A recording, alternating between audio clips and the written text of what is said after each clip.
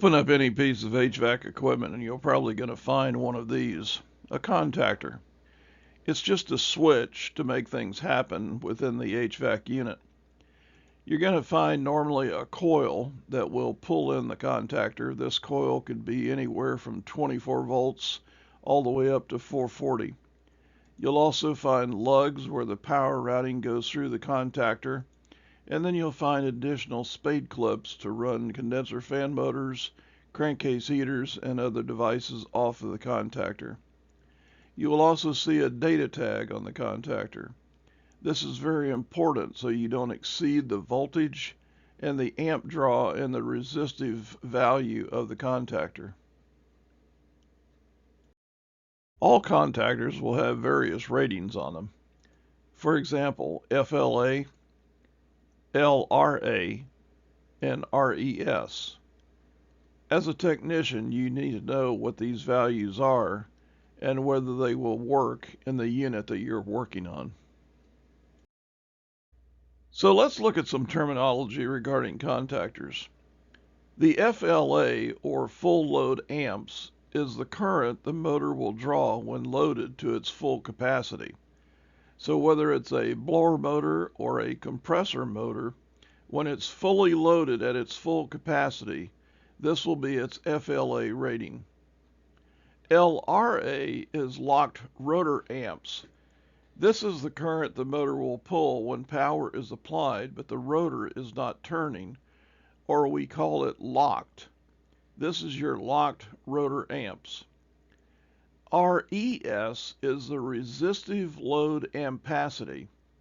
This is the maximum current from a resistive load that the contacts on this contactor can handle.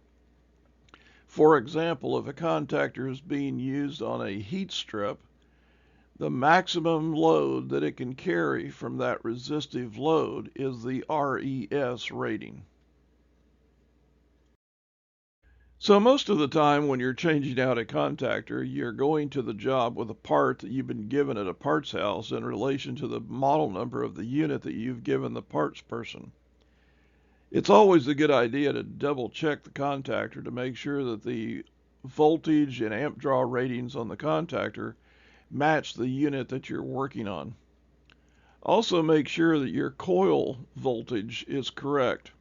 This particular contactor is a 24 volt coil, and so this would work in a system with a 24 volt control circuit. If you have a 120 or a 240 or a 440 control circuit, make sure your coil corresponds to that voltage. Also note on the contactor there is a torque value for the screws that hold down the high voltage wires that go into the contactor.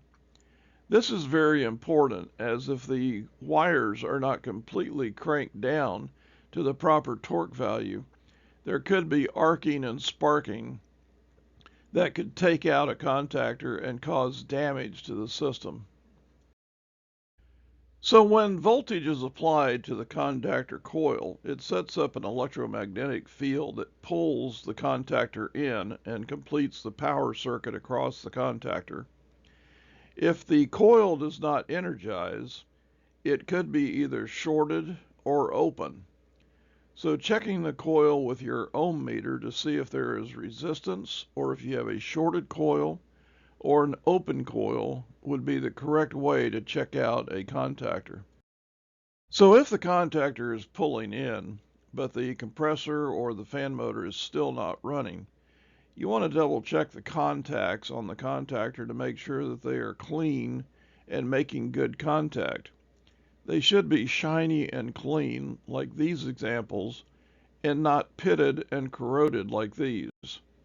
Pitted and corroded contacts can make an improper contact for the path of the electricity to follow, and so therefore the motor or the compressor will not run.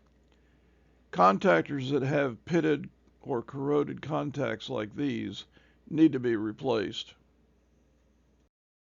Another thing you want to look for on general maintenance is if you have a contactor that's pulling in, but the motor is still not operating, but the contacts are not corroded or pitted.